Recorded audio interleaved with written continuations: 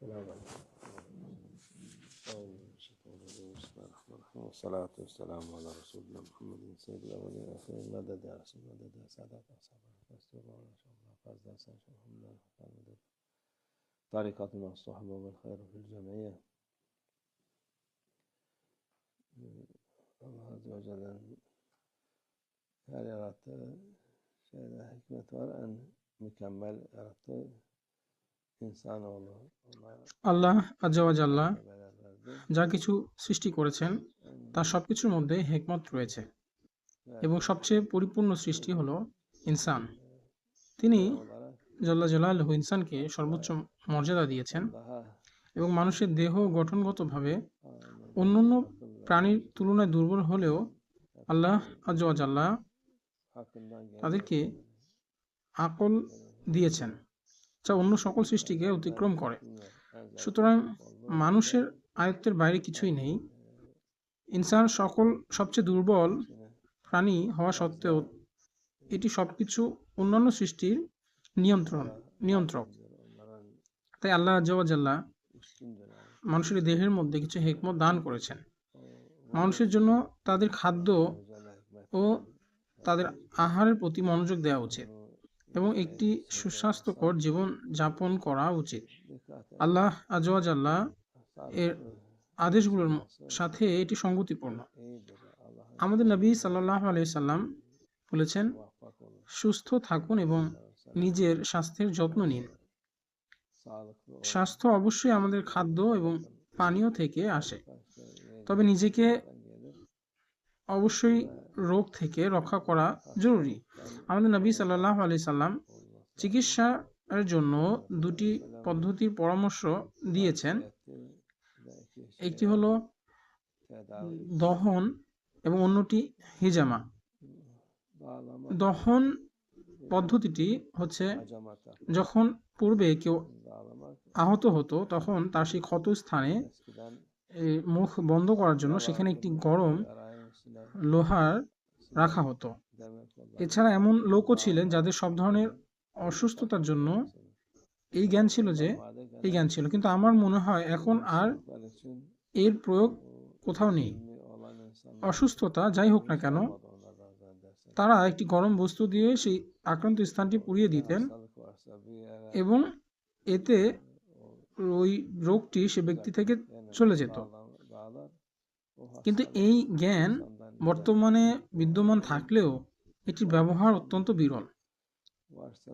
এখন প্রায় কেউই এটি জানে না। আর দ্বিতীয়টি হলো হিজামা চিকিৎসা।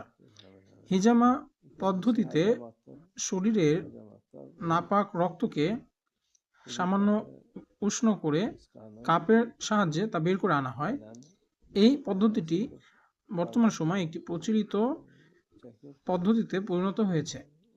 এটি মানুষের মধ্যে খুব ব্যাপকভাবে ছড়িয়ে পড়েছে।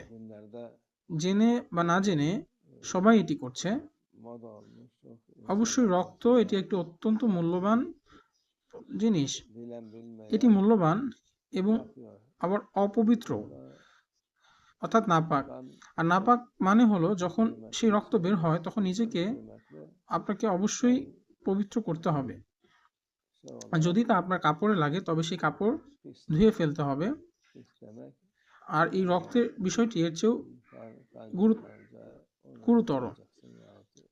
এই রক্তটি নাপাক কারণ এতে সব ধরনের জীবাণু থাকে এবং এক ব্যক্তি থেকে অন্য ব্যক্তিতে রোগের বিস্তার যেন না হয় এজন্য সতর্কতা অবলম্বন করা উচিত। অনেক রোগ রয়েছে যা রক্তের মাধ্যমেই ছড়ায়। সুতরাং যে রক্ত বের হয় তা পবিত্র হিসেবে গণ্য হয় না, বরং এটি নাপাক রক্ত। মানবদেহের সমস্ত রক্ত নিজ থেকে পরিশুদ্ধ হয় না। 30, 40 বা 50 বছর বয়সী, অর্থাৎ যাদের বয়স 30-এর বেশি, তাদের জন্য বছরে একবার হিজামা চিকিৎসা নেওয়া এটি উপকারী। যেমনটা আমরা বলেছি, আজকাল কেউ কাপ হাতে পেলেই হিজামা করার দাবি করে পাম্প দিয়ে। এই পাম্প দিয়ে এটা করবেন না, কারণ এটি পরিষ্কার বা নোংরা যাই হোক না কেন সমস্ত রক্ত বের করে নেয়।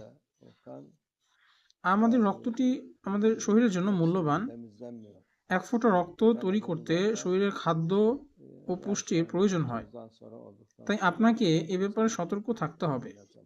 মূল যে লক্ষ্য সেটি হলো শুধুমাত্র নোংরা এবং জমে থাকা বিষাক্ত রক্ত সেটিকে বের করে নিয়ে আসা, এবং এটি মূলত উক্ত স্থানে তাপ দেওয়ার মাধ্যমে করা হয়।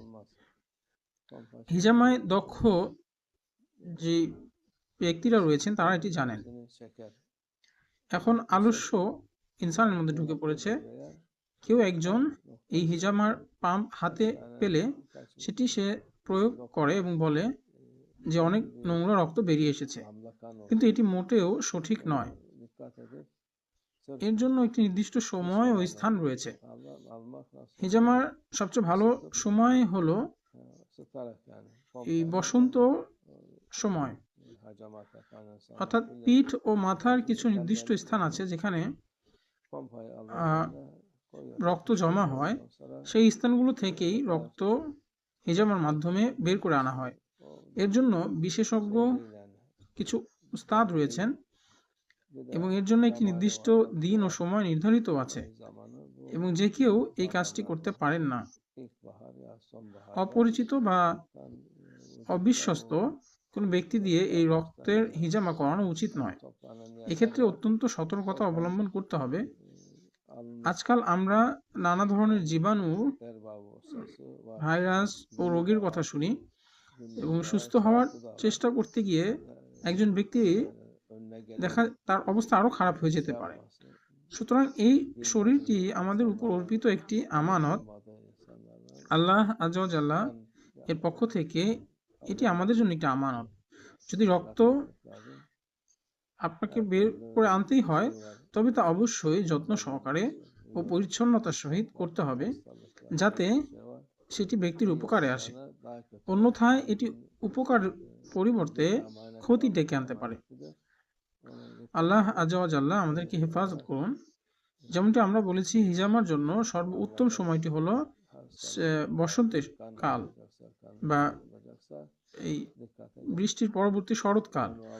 যখন আমরা বসন্ত বলি তখন আমরা মে ও জুন মাসের অথবা অক্টোবর নভেম্বর মাসের সময়কে বোঝানো হয়েছে। এটি বছরে একবারই করা উচিত, অর্থাৎ হিজামা বছরে একবার করা উচিত, তবে এটি প্রয়োজনে পুনরায় করা যেতে পারে। এখন একটি নতুন নিয়ম চালু হয়েছে, যা হলো মাসে একবার হিজামা করা। এটি সঠিক নয়।